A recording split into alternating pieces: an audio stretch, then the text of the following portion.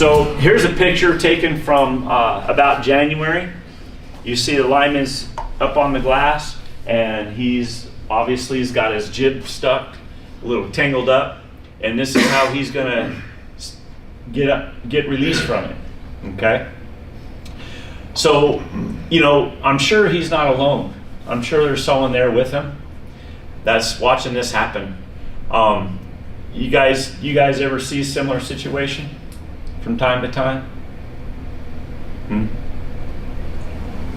Go through these things, get stuck, and you get in a hurry. And you're embarrassed, and you don't want somebody to see. So what happens is you take one incident and you compound it with another incident. You see what I mean? Because you don't want to be seen, because you don't want to be embarrassed. And see, what happens is you don't want to be seen, you don't want to be embarrassed, and then somebody will get killed. Someone will lose arms because they don't want to be embarrassed. But now they're not here because they didn't want to be embarrassed. So they compound situations. And when we find ourselves out in the field working, there's a point when we gotta say to ourselves, because it's a decision. That's a decision. We gotta say to ourselves, we need to just stop. We need to pause just for a moment. That guy on the ground needs to say, whoa, let's talk about this. All right, let's learn from this. You see what I mean? We need to share. And then here's a picture of a guy. You saw Lito speaking, that first guy, Lito Wilkins. He's a cool guy. His story is amazing. I got his full video. All these ECOS webinars, you guys, all you got to do is ask. Just email me, and I will send them all to you, and you pay nothing. All right? These guys pay for it. We pay for it. But anyways, this is a picture taken of a line truck. And I'm going to read integrity over here. Perform tasks as your best work practices and training while alone or with other line team members. All right? That's what integrity is. Whatever you learn out in the training field, whatever rules that you're supposed to follow, whatever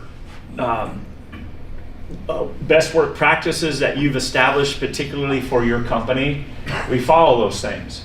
We just do. That's just what we do. All right? And then discipline. Your code of behavior develops the essence and character of your line team, whether win, lose, or catastrophe. And that's the truth. Look at that. That's the back of a line truck.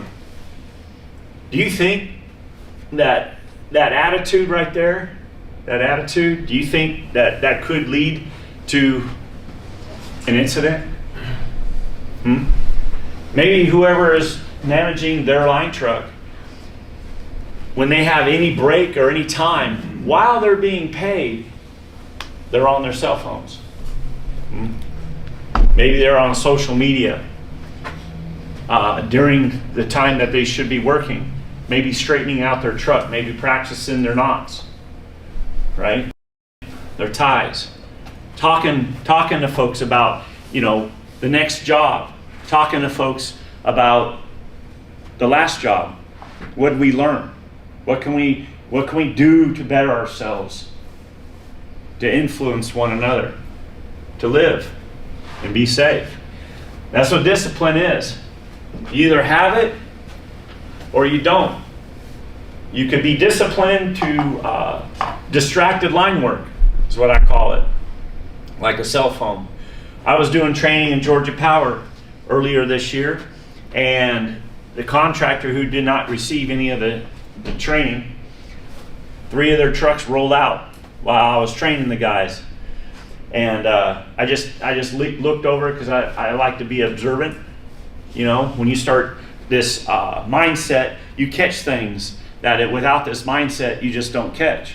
And that mindset is watching out for one another.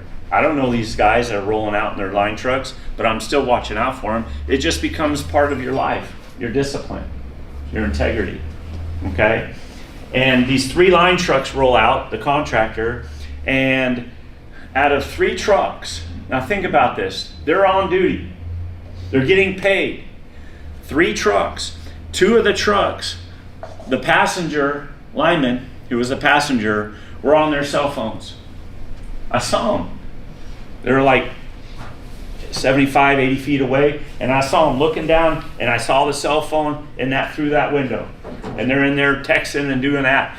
The wingman, think about this, the wingman that's supposed to be sitting next to the driver and being those 2 extra eyes, and having 1 eye right now, I tell you how much I wish I could have 2.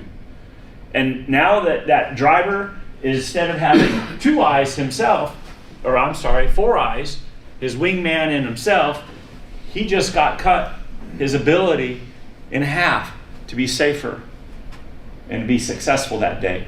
Think about it, 50% of that ability that's inside that truck, that mind, that consciousness of working safe and helping one another. So we get both of us, we come back.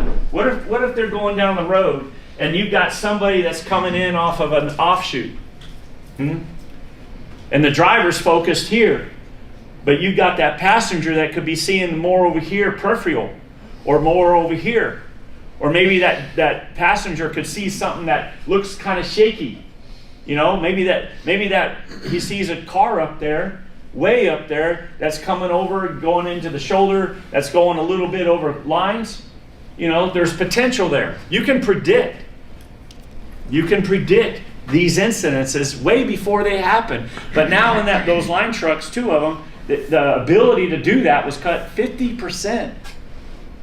Do you know what kind of score you get on a test if you get 50%? Do you know how far you'll get through high school if all you score is 50% through all your classes? You'll have to retake. You have to redo it because it wasn't good enough.